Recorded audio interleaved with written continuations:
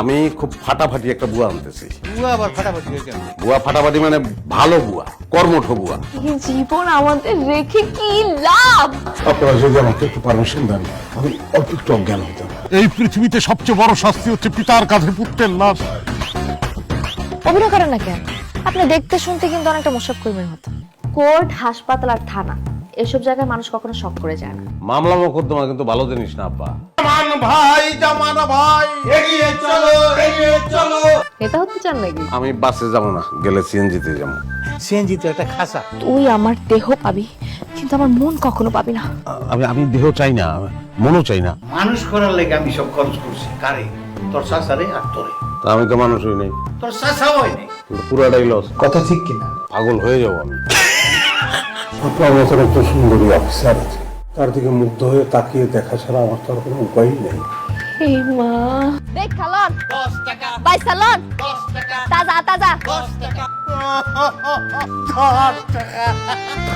আপনার যদি মনে হয় আপনি আমাকে বেতন দিতে চাচ্ছেন না, I have no objection sir, শুধু খেতে দিলেই হবে।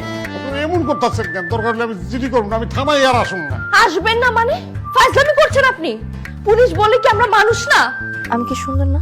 জি, আপনি সুন্দর। তাহলে আমাকে দেখে আপনি টিজ করলেন না কেন? কি? আল্লাহর ওয়াস্তে আমার লেগে একটা ভালো ডাক্তারের সিরিয়াল নিয়ে আয়। রোগী আসে না, সিরিয়ালও লাগে না, আবার ভিজিট টিজিটও লাগে না।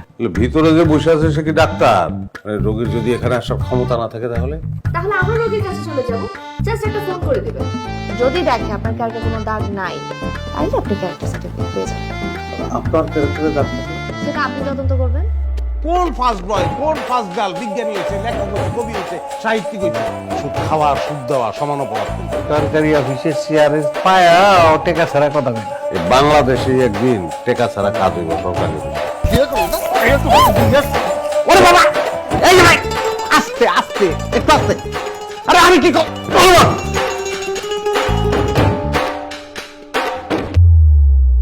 পাগলের হাট বাজারে দেবগণে যুক্তি করে, এ বিশ্ব মঙ্গলের তরে ঘুরিয়া বেড়াই পাগল রে।